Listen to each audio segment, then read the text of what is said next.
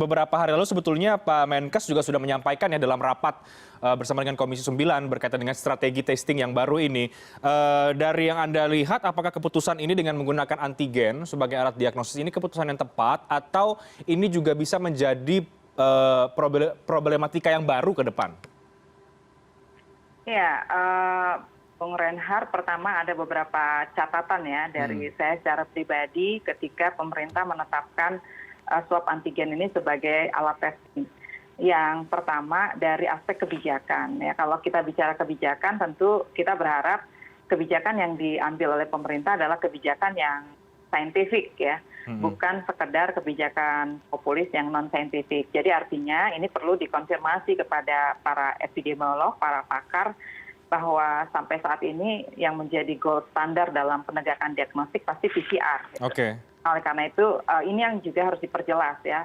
Penggunaan swab antigen ini seperti apa pelaksanaannya? Kenapa? Karena kalau kemudian kita lihat ya tren yang terjadi di tengah masyarakat,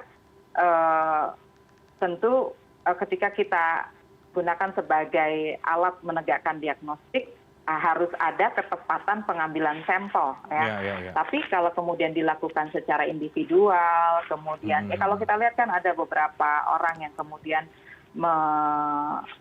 memperlihatkan ya sedang melakukan punya alat sendiri ya, dan sebagainya. Apakah kemudian itu memenuhi ya tingkat akurasi, sensitivitas dan juga spesifisitas gitu.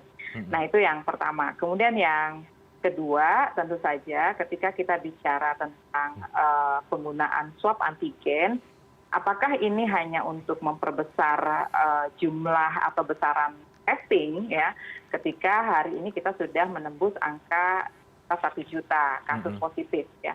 Apakah kemudian ini berkolerasi secara signifikan pada temuan kasus positif dan juga penanganannya. Nah, itu yang kedua.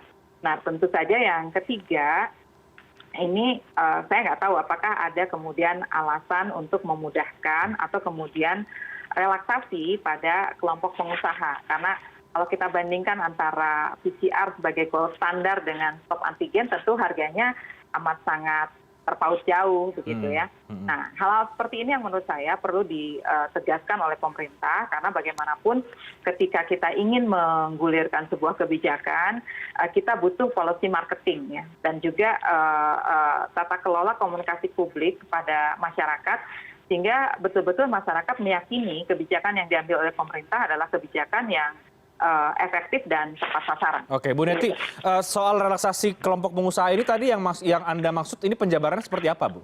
Iya, ya tentu kalau kita bicara tentang syaratan melakukan perjalanan, aktivitas, kan hari ini menggunakan persyaratan ya, itu rapid antibody, sekarang swab antigen. Ya kalau kemudian digunakan PCR, ya satu memang itu harganya mahal ya. Nah, padahal kalau kita lihat dari kebijakan dari PSBB menjadi PPKM Jawa Bali, PPKM Mikro ya, dan kemudian kan catatan, tapi juga pelonggaran kan sekarang kalau kita lihat presentase dari WFO dengan WFH jadi 50-50 begitu ya. Nah artinya ini boleh jadi juga akhirnya memberikan kemudahan kepada para pengusaha untuk bisa memberikan akses pada pekerjanya atau kemudian juga pada masyarakat menjadi lebih terjangkau begitu. Tapi ya lagi-lagi kalau kita bicara dari aspek epidemiologi, apakah kemudian ini betul-betul akan berkolerasi positif, secara signifikan akan menurunkan kasus positifnya ya seperti itu. Oke, saya ke itu mungkin Bung Reinhardt.